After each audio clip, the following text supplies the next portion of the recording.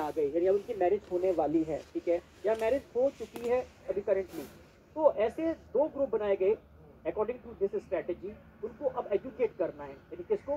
Fertile couple number 1, ठीक है, number 1 fertile couple, और नंबर 2 हमने यहाँ पे इंक्लूड किया है किसको? Marriageable age group.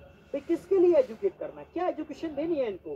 भाई इनको एजुकेशन देने पड़ेगी, क्योंकि जिसको इनको फेस करना है, जैसे वो कौन कौन से, ठीक है, कॉन्ट्रासेप्टिव डिवाइसेस हैं जो government free of cost provide कराती है या मार्केट में अवेलेबल हैं, ठीक है, उनकी अवेयरनेस उनको होनी चाहिए, नंबर 1।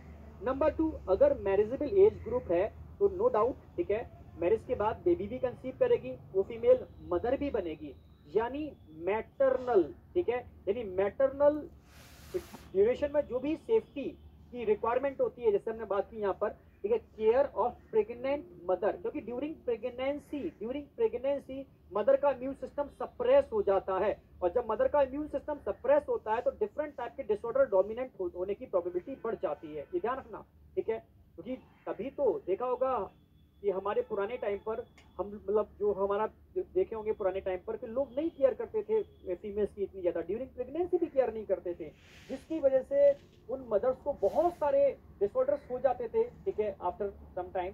तो इसीलिए ड्यूरिंग प्रेगनेंसी, क्योंकि मदर का इम्यून सिस्टम बिल्कुल वीक हो जाता है, क्योंकि उसके अंदर एक पैरासाइट यानी एक एम्ब्रियो ग्रो करता है, लाइक बिल्कुल पैरासाइट की तरह, ठीक है, इसी वजह से उस समय केयर बहुत रिक्वायर्ड है, ठीक है।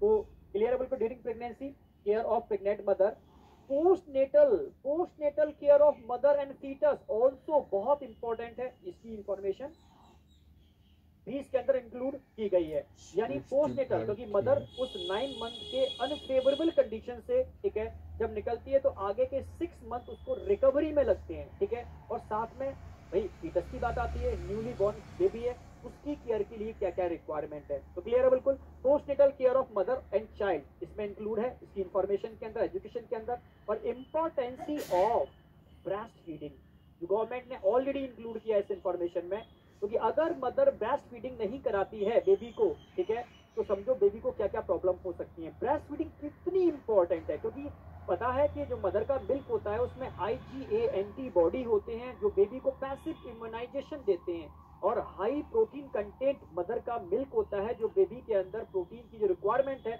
उसको पूरा करता है, ठीक है। इसलिए ब्रेस्ट फीडिंग की इंपॉर्टेंस बहुत जरूर प्लस में इंक्लूडेड की गई है।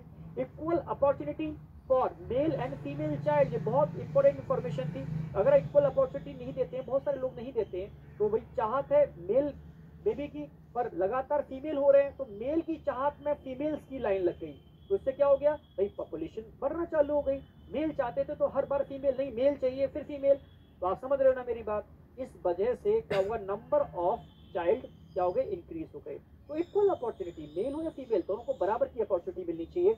और अवेयरनेस अबाउट पॉपुलेशन, जो ग्रोथ ऑफ पॉपुलेशन बढ़ रही है उसकी अवेयरनेस प्रॉपर होनी चाहिए सबको, कि अगर हम दो हमारे